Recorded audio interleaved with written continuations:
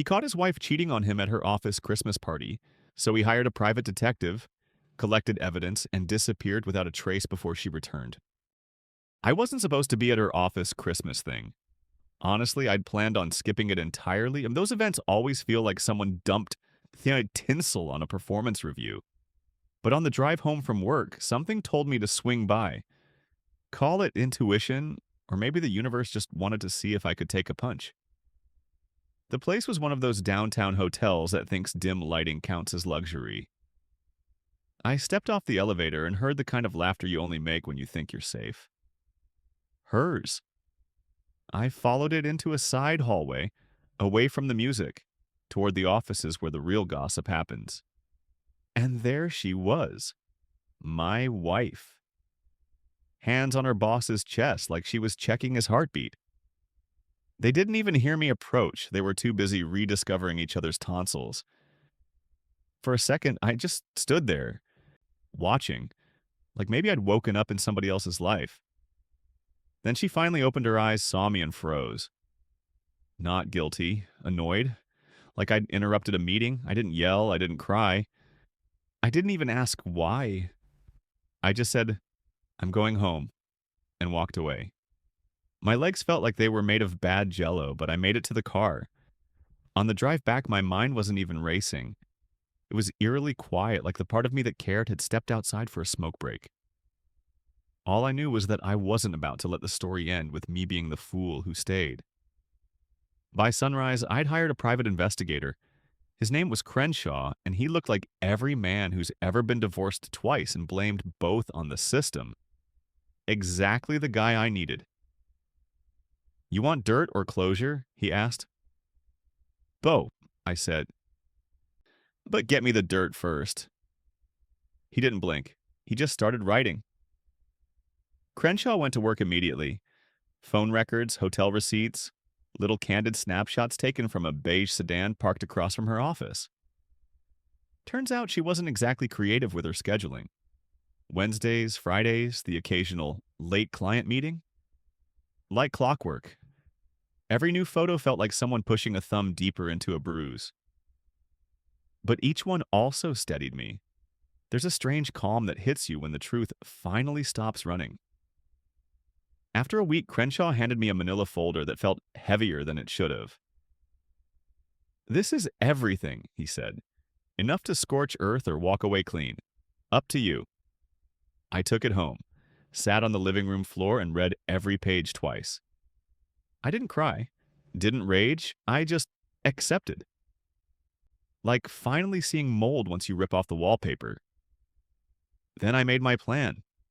Not to confront her, not to negotiate, just to vanish.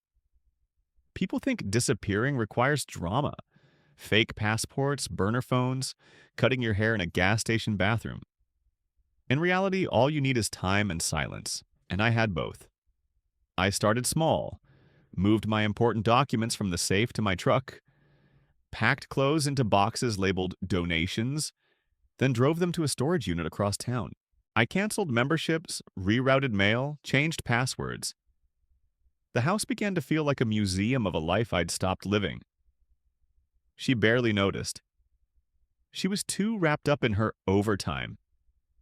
One night she came home late, hair messy, shirt buttoned wrong. She kissed my cheek out of habit. I remember thinking, you don't even know you're kissing a ghost. By Friday, everything I owned was somewhere she couldn't reach. I slept lightly, waiting for the right moment, the last click in a long chain of locks. It came Saturday morning, just after she left for brunch with her team. She didn't see the packed truck in the driveway, didn't bother to look. I walked through every room one last time. Not to reminisce, just to confirm I didn't care anymore. Then I left the house key on the counter, right next to the folder Crenshaw had given me. A parting gift. I didn't go far at first. Spent a couple nights 3 towns over in a motel with buzzing lights and the scent of cleaning spray so strong it could kill a medium-sized hope. I checked my phone only once, in 40 missed calls, 19 texts, all variations of "where are you?" and "we need to talk." I blocked her right after. Crenshaw told me she'd called him too. Your wife's looking for you, he said, lighting a cigarette. Told her I didn't know anything.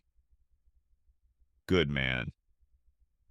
Back at the house, she found the folder eventually. I imagine her sitting on the kitchen tile, flipping through her own betrayal like it was a surprise twist in a badly written drama. She must have realized I hadn't left in anger. Anger gives someone hope. No, I'd left with precision, with intent. Vanishing is a love letter to yourself. I didn't go far at first. Spent a couple nights 3 towns over in a motel with buzzing lights and the scent of cleaning spray so strong it could kill a medium-sized hope.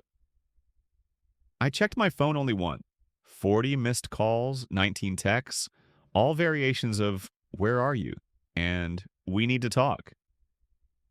I blocked her right after. Crenshaw told me she'd called him too. Your wife's looking for you, he said, lighting a cigarette. Told her I didn't know anything. Good man. Back at the house, she found the folder eventually. I imagine her sitting on the kitchen tile, flipping through her own betrayal like it was a surprise twist in a badly written drama. She must have realized I hadn't left in anger. Anger gives someone hope. No, I'd left with precision, with intent. Vanishing is a love letter to yourself. Word eventually reached me, through Crenshaw, who loved gossip more than payment, that her boss dumped her. Office rumor was that she cried in the break room every day for a week.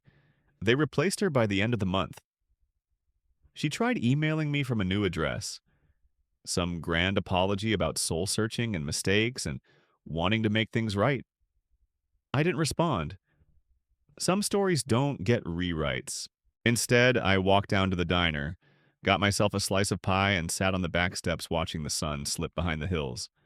Life goes on, I thought. And so did I.